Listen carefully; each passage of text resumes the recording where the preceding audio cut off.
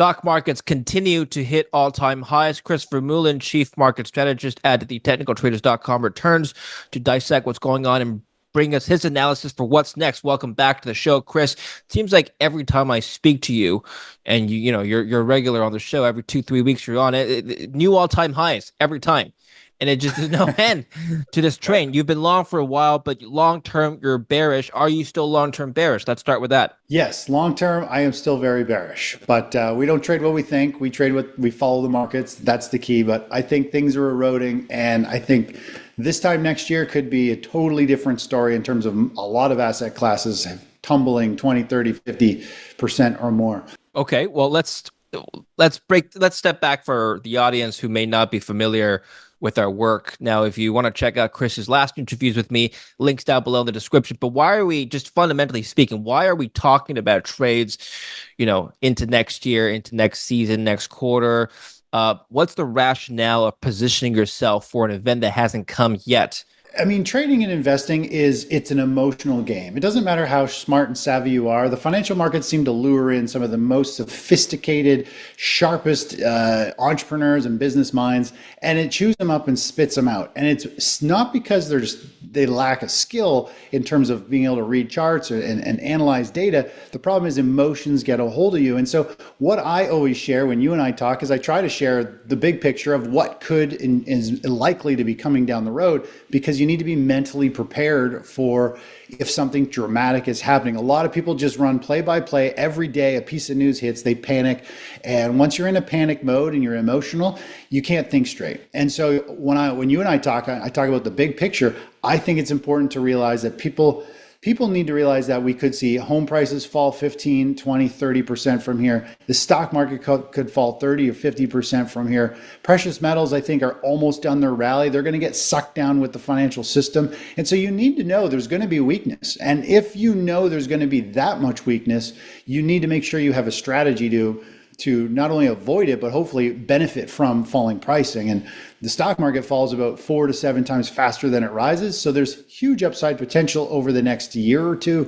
And I think people need to realize there's going to be a huge shift. It's going to change their life. This is going to be a 2008 or tech bubble where it's going to completely be a pivotal point in a lot of people, especially somebody near retirement or retired, because we could have this lost decade that some people are talking about where there's probably going to be some black swan event of some sort that sparks it, but they always happen. It's just a matter of when. Take a look at my screen here now, Chris. Goldman Sachs lifts their S&P 500 target for the next 12 months.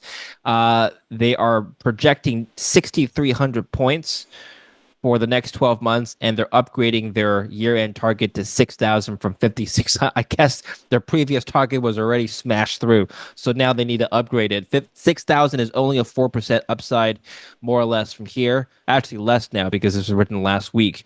Chris, let's take a look at your screen. 4% to the upside from current levels by the end of the year, which is less than 8 weeks from now. Is that possible? I think it's very possible. I mean, we recently, if we just take a look at the chart here of the SPY, we recently just rallied up and had a really nice profit target hit on our strategy. I think the SP 500, actually, I'll go to the SP 500 futures. I think the SP 500 futures has about that 6,000 range. We can use a couple different levels to figure out where those upside targets are for the Fibonacci extensions here. And if we take a look using momentum and statistics here, we can actually see the upside potential for the SP 500 is still fairly significant. It actually brings us, as you and I are speaking, around a 2% gain from where we are, but overall we should rally about 4.5%, 5%, which brings us to about 61, 6,200 on the SP 500. So there's still quite a bit of upside. The NASDAQ has even more potential. I think it could rally 5 to 8% by the end of the year or by elections. The market can move pretty darn quick. So that's kind of what I think people should be somewhat positioned for, because that is what the charts are showing. And when we look at the longer term view of this market, we just had a really big correction. And typically, after you've had a market correction and volatility spikes and people panic, we usually go into a nice strong trend. Now we had another one over here, and then we went into a strong trend. And this happens just over and over again when we look at the charts. The bigger the correction and pause, the longer the upside potential. And we just had a really big one in terms of volatility, and it really shook the markets up. So I think we still have this big push up going into elections and into the end of the year.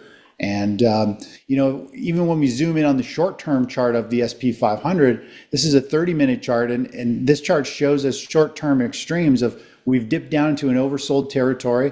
This is where people naturally want to step in and buy, and we've seen the market rip higher from here, and it's just pulling back a little bit today. But overall, everything is aligned. We're seeing money flowing into these growth stocks. Obviously, technology being still a core driver, but the upside you said 4-6% is exactly what I see on the charts as well. Before we continue with the video, let me tell you about a way that you can protect your data privacy, a very important topic.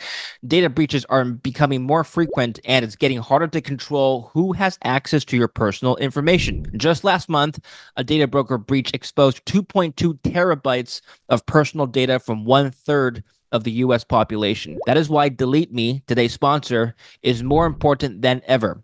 It helps you remove your personal information, like your name, address, phone number, and more, from data broker websites that buy, sell, and trade your data. The process is simple. Simply submit your information, and within 7 days, you'll receive a report showing exactly where your data was found and removed. Delete Me continues to monitor and remove your data all year long. Get 20% off of all US plans today by heading over to the link in the description down below, or simply scan the QR code here on the screen to get started. Use my promo code DavidLin at checkout. Join thousands of people who trust Delete Me to protect their online privacy and take control of your data today. Do you have a year-end outlook for us? Goldman Sachs is 6,000. They're basing this off of fundamentals, such as stronger earnings expectations, for example. But just looking at the charts for you, Chris, what's your expectation by end of December? Yeah, I mean, I was talking to this with a subscriber the other day, or actually yesterday, because that's what everybody always asks. Everybody wants a number. They want to know when and how far, and the reality is, and nobody ever wants to hear this. I'll give you what I think, but Yeah. the reality is, and people need to understand this, is everybody wants to know a number. Where is it? Which way is it going, and how far, and how quickly? The reality is, none of us technical analysts, investors, I don't care if you've been doing it 100 years like Warren Buffett, you cannot time or pick, all these levels. We can get an idea of where they should be going based on the underlying trend and momentum. But, I'll give you a number, and everybody gives out numbers. Yeah, it's you're like right. You're absolutely right. Nobody. Okay, I think when people ask you this, they just want to know how to position themselves given the current trend, because I think 2 months is not too far off. But yeah, I'll let you answer that. No, totally. I get it. But what people just want answers, and they want like definitive answers. Yeah, we want the exact number by December 29th, 4 p.m., Chris. Yeah. So let's take a quick look here. Let's just take a little cycle analysis. We'll drag it to this low, and then we'll use Fibonacci. I can give you the exact price and time that this is going to take place, David. Here we go. Hold on. So this will most likely, let's zoom right in on this chart a bit here. We should see 61.58. Yeah, I saw that. 61.58. 61.58, and we should hit that based. It actually might drag out to this next cycle high, which brings us over to November 15th. So November 15th, we should see that move, which percentage-wise, that is a 4.6% move, and pretty much 1 month from today. So that, based on just this price action right now, the momentum, November 15th, guys, hold me to it. This is it. We're going to 61.58 on the SP 500. We're gonna put this projection in the title. People are gonna say it's clickbait. No, guys, this is this is the trend that Chris is projecting. All right, nobody knows exactly when and where and what. The idea here is just to get your thought process. So tell us about your thought process for the next couple of months, and what we can expect from markets. I think is the more important question. Yeah, so I mean, I would expect lots of market volatility. I think we're still going to see lots of swings. We got economic data coming out. Everybody seems to be hypersensitive to everything going on. If we just kind of zoom out on the SP 500, we're getting into a pretty noisy time in the market. We've had some like really nice runs and nice controlled pullbacks. All this has been really good, but this section here is definitely showing signs of exhaustion. When we have a huge dump in shares, massive volume, and then it rebounds with a V shape and goes into this type of noise, we know that we're probably, we're starting to get a battle of institutional selling. Like I was watching it a few days ago, and throughout the day, we were seeing big bouts of heavy volume selling. Every time the market would rally up to a resistance area, it got hammered with huge volume. That's telling us portfolio managers are unloading their portfolios, trying to reduce risk. So looking forward here, I think we're going to see the markets drift and move higher into the end of the year. Seasonality wise, we're in a very strong phase for the SP 500. Typically, here in October, right where we are, is actually some of the most volatile space at a time of the year. And then we go into the holiday rally mode. So I think we're going to see this market want to push and go higher. I think we're going to see stocks push up. I think we're going to see gold continue to push up because I think people are still really nervous. And that's one thing we're seeing with the VIX.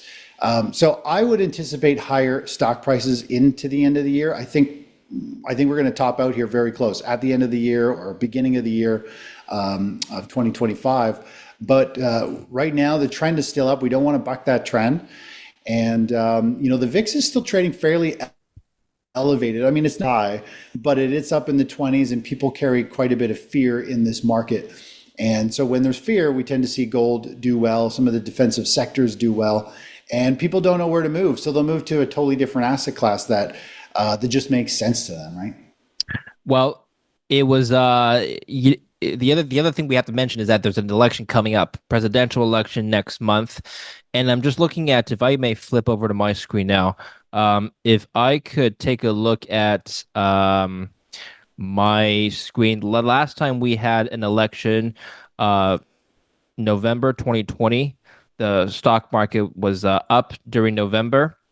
Before then, it was November 2016. And if I can flip over to November, volatile summer, but November was up all throughout until the end of the year. That's when Trump won. 2012, yeah, 2012, November, a little more volatile. It was, from September to December, it was a bit choppy, but I think still flat and up.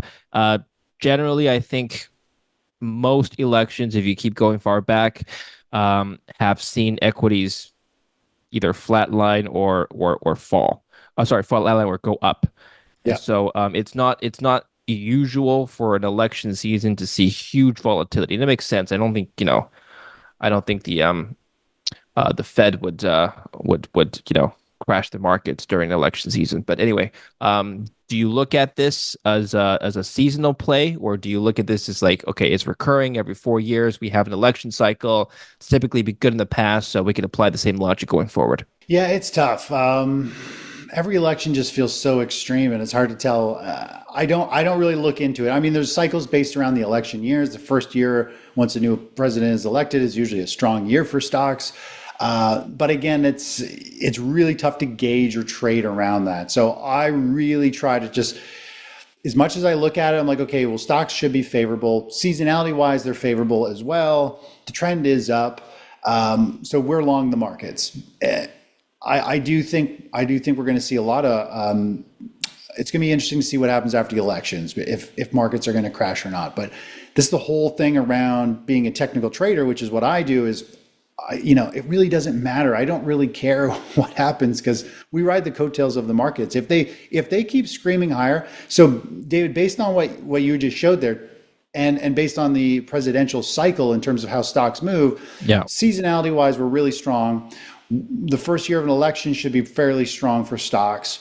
And the market just had a big correction. So the stock market could scream higher here and it could go into a very big run. And if it does, that's the nice thing about what we do, which is follow price. So we are long the markets, we're riding this up.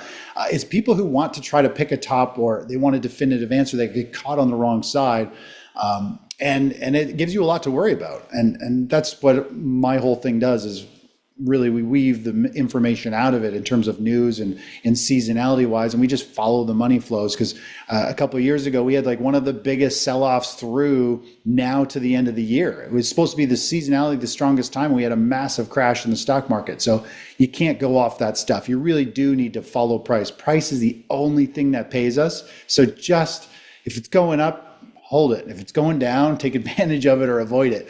It doesn't really matter who gets elected or what the trend is. We just ride those coattails. So I don't really have a definitive answer in terms of how those things play. Like, they don't play into what I do. I do watch them, but it just gives you analysis paralysis. It goes against sometimes what I see on the charts. Let's talk about trading psychology here. So the old adage, don't catch a falling knife, refers to when things are selling off. The advice here is that you shouldn't be buying when it's going down, because you don't know when the bottom is going to come. What about the reverse? When things are going up, should you be shorting new all-time highs because things look on a valuations basis perhaps overvalued? No way. I don't think you should be shorting new all-time highs. All-time highs means there's no overhead resistance. So it can float as high as you go. When you short something, you are actually putting yourself into a position that has unlimited risk. Stocks can keep going up to infinity. They'll just keep going up and up and up. So you're opening your exposure huge. And you're doing it to something that has an upward trend. So you're betting against the market. And the only reason you're doing that is because you have an emotional feeling, a gut feeling that something's going to change direction. Generally, you don't really want to ever bet against the trend. You can buy a pullback within an uptrend, but I don't think you should be shorting an uptrend or shorting new all-time highs. It's a recipe for disaster. And I think a lot of people have been doing this for a long time, expecting a major market top to happen, and it doesn't. And it just kills people's investment accounts. So is there anything in your gut feeling that may signal a trend reversal anytime soon? Yeah, I think we're getting closer. I mean, I have a weekly chart of the SP 500 that I like to follow, and we can get a gauge of major market trends. And what's really interesting is right now, this kind of tells us where if we're in a rising tide environment or a falling tide, when we don't want anything to do with equities or when we want to be in them. What we actually have going on right here, right now, that August crash and to where we are is almost identical in terms of the technical setup that we had just before the 2022 bear market that started. And this scenario behind the scenes, this is telling us money is flowing into stocks, but it's definitely not flowing heavy. And there's a lot of money moving to defensive sectors and commodities and things like that. And it's very important to be able to identify when we're in a falling tide, when you don't want anything to do with stocks, or when we're in a rising tide environment. And right now we're still in a rising tide environment, but we're very, very, very defensive with our positions. We've got tight targets, tight stops, because this could reverse at any point and then start another much bigger pullback, something that I think could be the start of a stage 4, financial crisis down the road. So just based on the weekly chart and the money flows from a high level of what things are doing and cycles, we are very close to this market stalling out. And we're really, starting to see a lot more signs, with gold hitting finally the target of 2750 is kind of my max target on gold. And now that we're at those levels, that is to me a big warning sign that we're right on the cusp of the market putting in a top. Wait, what is the relationship between gold here and the S&P 500? So the way I look at gold is the best is the monthly chart of gold and how it performs. So I look at gold as if, look at the planet Earth as like a beehive, a hive mentality. There's everything moves together as a flock, as one kind of shared kind of mind. And we had a super cycle start here in gold back in early 2000s. It then ran up and it did a multi-year pause. And during this pause in gold, this is when the stock market skyrocketed. This is 2006, 2007, up into early 2008. And during that time, gold held its ground. Well, we started a new super cycle for gold back in 2019. We've just had a multi-year pause in gold, and during this time, where people are the hive, the world is like, oh, I'm not going into gold. I want to go into stocks because that's where the opportunity is. Stocks took off during this phase, but now we have gold skyrocketing and rallying with the stock market, just like we saw back in 2007. And so this gold to me is saying the whole world is nervous. They're worried about falling stock, real estates, currencies, all of that stuff, and they want to get out of all of that financial system and move into a different type of asset that is, people think it's it's a solid asset. It's outside of the financial system. They just want to hold their gold. And when everybody starts to move into that, this is a warning sign that gold is telling us the stock market's about to go into a correction. And that's when we went into the 2008 financial crisis. I believe we're coming into a very similar scenario right now. And, if we look at just the way the cycles move, precious metals like gold and energy stocks tend to do exceptionally well right near a stock market cycle high. And so do industrial capital goods. And we're seeing energy stocks. When you look at XLE from the big view, energy stocks are trading right back up in this upper end of its range. Of 2008, it crashed. We got into another soft economic climate. It was up in this range and it crashed. And here we are, energy stocks holding up at a major resistance level. There's war uncertainty going on. I think a lot of people are positioned for like $200 per barrel oil, which I keep hearing, yet I don't see that happening really. And obviously, unless there's like, nukes flying and Middle East stuff starts to really go off. But overall, all these things are telling us that the mentality of the world, because oil is also a global thing. It's kind of like gold, and people are positioned here for massive uncertainty, and they're expecting war and chaos and high oil pricing and high gold pricing. And that's this is just another one of those warning signs. So there's a lot of this stuff going on across all kinds of different stuff that tells us that the mentality of the masses. We're already seeing Warren Buffett, huge amounts of cash. People are liquidating. Cash is one of the best positions, and people don't see it as a position, but it's one of the best positions to preserve your capital. It's not about growing your capital sometimes, it's about keeping it. And people don't get that. They think they need to trade, they have to profit from every move, and they think the news is a way to trade. And I'm in the complete opposite mindset. I'm like, protect your capital and move it into an asset when there's clear signals and lower volatility and stuff like that. By the way, since you brought up oil, can you please overlay? Can you do that on your screen? Overlay oil with the S&P 500. Sure. Let's see both of them together, because I like to illustrate the relationship here between oil and the S&P. Do you want to? Let's do 5. Yeah, let's do 5 years because okay, so in the last 5 years, let's just take the last 5 years. There is a clear relationship until this year or late last year, 2023, when that relationship started to diverge. We've had oil trading or trailing downward, as you can see from the bottom panel there, and then the S&P continuing to go up. When there are major economic crises or even recessions or declines, all asset classes move together, but especially oil and the stock markets. Case in point, 2020 during COVID. Another case in point, 2022, when we had 2 quarters of contracting GDP and oil fell. The S&P contracted by 26% over the course of 2022. That was the bear market. Everything went down. Gold went down 2022 as well. Bonds went down, right? Remember that year? Yep. And this divergence is happening now is not something that we've seen for a number of years. What do you make of oil staying flat and trending down all year while not gold, but the stocks have been going up?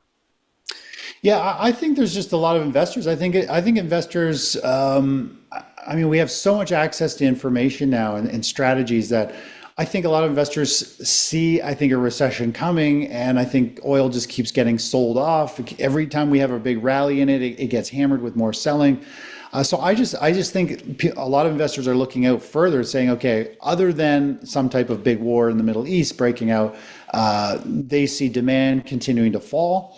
And I think that's just kind of what's going on. I think the stock market is still fueled by people thinking the markets are going to keep going higher and higher. Even though they're nervous, people are still piling in and riding the big technology. And this is the wild card: is the AI, the Magnificent Seven have done almost all of that rally to give us that divergence. So it's like, is it really divergence? Like if you look at the Russell 2000 and things like that, it's not quite as strong.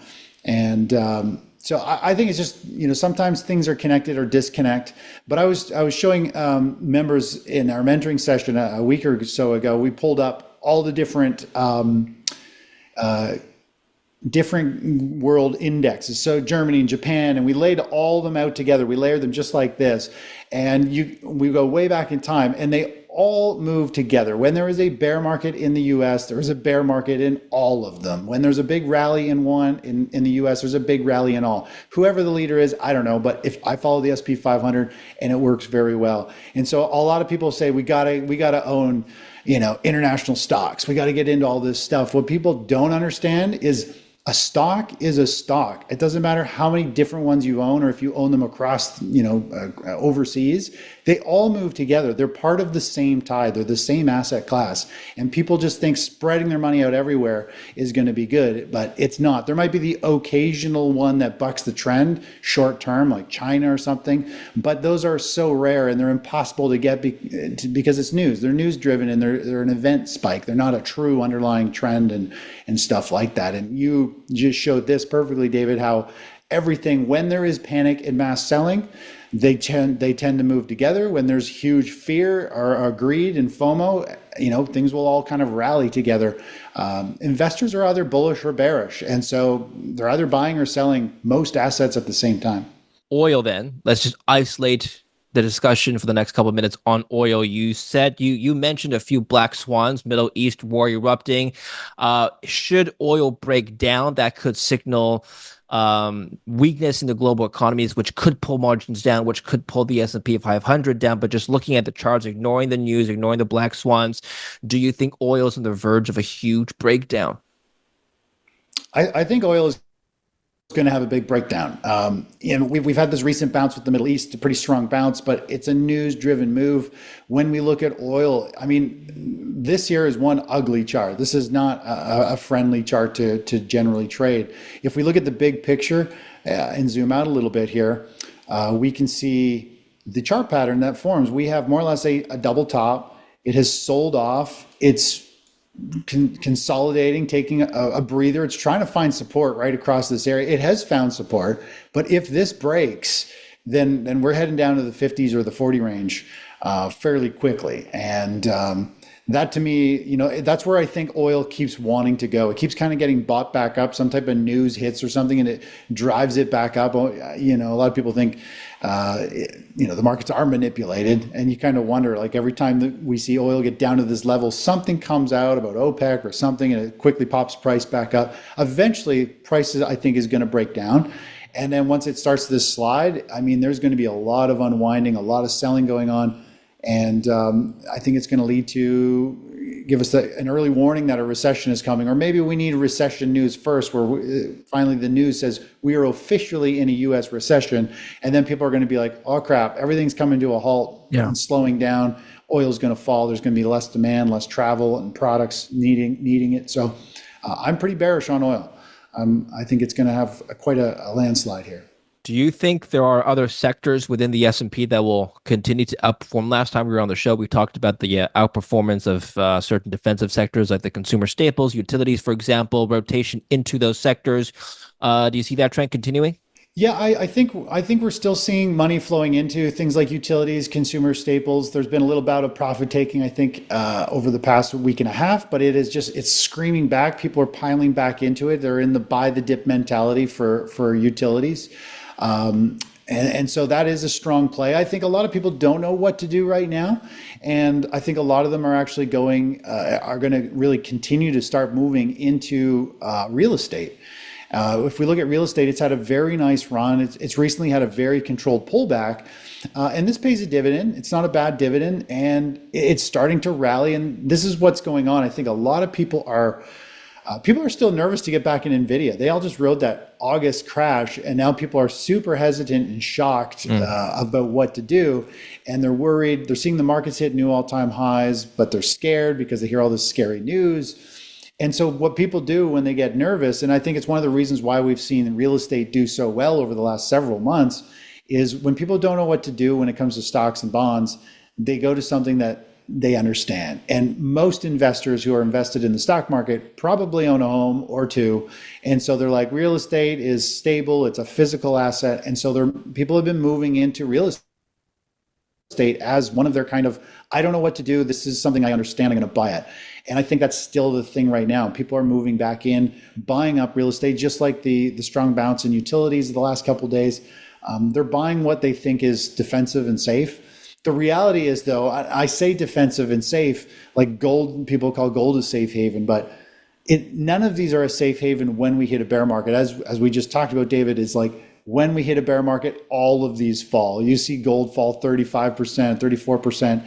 IYR will fall 50 or 60%. Utilities will fall 50 or 60%. So these are not safe haven plays. They're just short term, what I call defensive plays. When people don't know what to do, they move to these because it's like a low risk in their mind. And most people think that, so they all move to the same thing and drive it up. And so real estate is one of those plays where I think real estate could actually push, still have a pretty nice run here as people kind of rotate to an asset that they understand, while those markets, seem to make them emotional and not want to enter. Wait, sorry. Why would utilities fall 50%? I'm going to come back to real estate, but just commenting on your statement. I mean, are you saying it's overbought by 50% right now? I just No, I'm saying, like, for example, if let me go to the weekly chart real quick here. yeah. So if we go back to, I'm just going to go clear this chart, and if we go back to COVID, let's go back to the COVID crash. So people move into Right. defensive stocks like utilities. Utilities fell. Let's squish it out of this chart. 38%. It fell more than the SP 500. So what people think here is I a see. low risk, strong play actually gets hit the hardest. If you look at dividend stocks, the dividend ETFs, the dividend stocks got hit harder than the SP 500. They were down like 40%, something like that. And the SP 500 was only down like 34%. This is like the whole mentality of investing, the buy and hold, and people all buying blue chips and buying utilities for dividends. It's all a bunch of BS. It's not a safe strategy. Most people don't realize the buy and hold, holding on to blue chips, holding on to utilities during a bear market is like the retirement ticking time bomb. It's the worst thing a retiree could do, because when the markets crash, they all hold the same stuff. They all hold blue chips, high dividend paying stocks, utilities, because they're told it's the safe way. They're going to get paid a dividend, but they're holding everything that falls more than the SP 500 when a crash hits. 2008, same thing. And that's why retirees get totally devastated. They put their money in a strategy that's actually way riskier than just owning the SP 500. And it drives me nuts. And they all wonder, what's going on. But it's because the whole financial system is built a way to just tell people to dump their money in, buy all the same stuff, and just ride it out. It'll be okay. I mean, you will be okay 40 years later, obviously. Stocks generally are going to continue to grow, but this is the problem: is people don't understand. They're holding some of the most volatile plays where they think they're actually stable. And this is what I'm trying to break people free of this kind of trap, this whole thing that they're stuck in. And the problem is people aren't going to realize this until a stock market major decline hits, and Yeah. then they're just going to get absolutely annihilated. And they'll be like, how did that happen? I'll be like, I mean, it's all here. You just have to go back and look at your positions, what they did in previous crashes. They get hard. Most of the investment capital in the stock market in the US are from investors 50 plus, and they all hold the same batch of stocks, and they all panic at the same time because they're all in the same life situation Yeah. where they don't want to And downgrade their lifestyle. They don't want to give up their 40 years of hard work, earned money to just vaporize. So they all dump the same stuff at the same time. And that's what people just don't understand. you know what didn't collapse 38% during 2020 was real estate. And in fact, it went up. I remember that period, and I remember looking at real estate, and I thought to myself, why is it that everything's up? Well, it's because liquidity went up. and people want to, there's huge demand for houses all of a sudden when rates went down to zero, Right. right? So that, yeah, I think that's commercial, but okay, so real estate, is that the ultimate, at least houses, is that the ultimate safe haven? I'm skeptical, or I'm cautious to say that because of 2008, but over Yeah. time, real estate is one such asset that has just weathered the storm over and over again, continuously gone up. What do you feel about real estate as a long-term hedge against declines in the stock markets? I think real estate's going to be volatile. If you try to do it through the stock market like this, you can lose a lot of money very fast. Yeah. But real estate, I mean, almost every asset we look at has weathered the storm. You just have to go back far enough or wait long enough, and it will recover. Real estate has not as big of corrections. Like if you buy an actual physical house, not an ETF, it will pull back in value. It might be more difficult to sell, but it's not going to be like a 50% haircut generally in housing pricing. But it'll go dormant. The real estate market goes dormant for 5 or 10 years where not a whole lot really happens. And then suddenly you get all this growth all at once, which is what we've seen. I mean, real estate was fairly close to like kind of stalling out for a little while. And then COVID hit and it just like supercharged everything. So Mhm. real estate is definitely steady. I think if you've bought in the last couple of years and you paid top dollar, and you're definitely in for a ride. You're going to have that like lost decade of you're probably not going to see your house value get back to that value. It's going to drop quite a bit, 20-30% probably. And you're going to have to service the mortgage because rents are probably going to fall, and you're going to have like a negative cash flow property. So you're going to have to fork out some of your paycheck to cover the costs of the high property rentals that you potentially bought or stuff like that. So real estate is solid. I think you got to make sure you buy it in a cycle, near a cycle low. As I kind of like to show here is if we look at, where we are in this overall stage of the financial system is, I believe we're right here at point of maximum financial risk. I don't care if it's stocks or precious metals or real estate. Whatever you put in here, I think there's very, very little upside. And you need to understand that this is not where you dump tons of money in and expect good returns. You have to let the market have a cycle low. And when you put money in down at near a trough where there's maximum upside potential, that's where you get lots of gains. So right now, it really sucks. There's a lot of investors. I'm part of a couple different groups. There's a lot of us with money on the sidelines going, man, like we all want to invest and be active, but we actually kind of have to sit on our hands because there isn't huge opportunity. We need to let the markets, the financial system, the economy unwind a bit so that opportunities make sense from a financial standpoint, from a risk standpoint. And that's what most savvy investors are doing. That's why it's so hard to get funding for any project now. Venture capital money is like completely dried up. People just can't raise money. Evaluations have fallen through the floor. If you wanted to sell a company, you're not going to get a very good dollar or multiple on it. All these things are taking place. And that's because savvy investors who have all that money are saying, I don't want anything right now. I understand we're at a major bubble kind of peak and we need to let things simmer down and What are we'll they? wait for a killer opportunity. What are they waiting for exactly? They're waiting for a financial reset. They're waiting for the stock market to crash. They're waiting for unemployment to go up. They're waiting for businesses to go bankrupt. They're waiting for, huge deals, bankruptcies. They're waiting for house defaults. They're waiting for pain in the markets. When people have pain, they'll sell what they need to cover costs or get out of the opportunities. And people, when they do that, sell things at lower and lower pricing. And when everybody has to do it at the same time, everybody's trying to sell their stuff and it drives the price down because everybody's undercutting each other. They just need financial weakness Yeah, among the masses. everyone seems to be waiting for something. Going back to real estate, I was talking to some agents here in Vancouver. People are waiting for rates to fall even more before they look into buying. Here in Mhm. Canada, the Bank of Canada has cut rates, right? They've cut before the Fed has in the US. And so people are waiting for more cuts.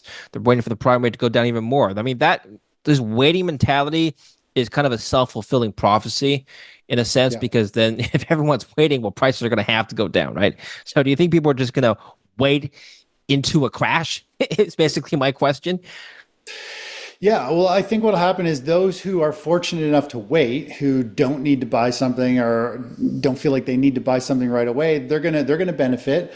But as price starts to fall, then there's going to be people who need to liquidate, and create that feeding frenzy, and eventually people will, all follow suit. Once people get scared and they want to sell their homes, because there's a ton of homes for sale right now, about 10 times the amount that was a couple years ago. They're all going to start wanting to get out of their house and move on and get out of it before things get ugly. So it is a self-fulfilling prophecy. I mean, that's FOMO, like in the markets too. When they're rising to the upside and you're not in it, but all your friends are, then you just naturally break down. You're like, I got to get in. And it's the same for the downside. Things break down. You hear people saying how much they're losing and that I got out and I took a huge loss. And then eventually they're like, I got to get out too. And everybody just starts to panic and sell. So Yeah. it definitely is a self-fulfilling prophecy. It's waves of fear, waves of greed. That's just how all assets move, really. And it's just a matter of how can you identify the masses, the groups, the herd mentality to know when it's changing direction. Okay, Chris, let's close off on asset revesting. I think it's a term you coined. I'm not sure, but tell us about that and where we can learn about you. Sure, yeah. I mean, people can go to my website, thetechnicaltraders.com. But this asset revesting is a book I published last year. It talks about the focus of holding only assets going up in value. So it's not about diversifying and having a whole bunch of different stuff, some going up, some going down, and you get this average kind of poor return. It's about finding out what asset class to own at one time and to move your money into that using an ETF. Just like we talked about how all the different stock exchanges and stocks in general move together. They're all one trade. And then, bonds are one other position. A currency is another position. Cash is a position. So we rotate just through those four different, more or less, asset classes. And at any given time, there's one that is the best position to be in. And they pretty much, we're only going to hold them if they're going up. They have to meet our criteria of risk and trends and flows and momentum. And that's what this book explains and talks about. And if you do this, we just ride the coattails of the stock market. So it doesn't matter what happens. It doesn't matter what's going on in the news, what the trend is. If the markets keep going up, we're long. If they turn around and the trend confirms that it's changed direction, we get out and we move to a different asset that's trending up, or we benefit from falling prices through an inverse ETF if we need to be. And there's about 5 to 12 of these waves or cycles that go through these assets each year. So it's fairly passive, 5 to 10, 12 trades, and we can take advantage of that. And of course, my strategy here at the Technical Traders is focusing on how you can just manage it with more or less 1 or 2 ETF positions open at a time. Everything that I issue as a trade is what I'm doing in my own portfolio. So I ride the coattails of the markets. Everybody can ride my coattails of what I do with my portfolio. So it has your best interest in heart, because whatever you win or lose is the same as what I win and lose. So that's I really just manage my own money, and I share with a community group of other investors. Okay, fantastic. Link down below to follow Chris, and of course, watch Chris's last interview with me. You'll get a sense of how he's been feeling over the course of the last couple of interviews we've done. Thank you very much, Chris. We'll speak again soon. Thanks, David. Take care. Thank you for watching. Don't forget to like and subscribe.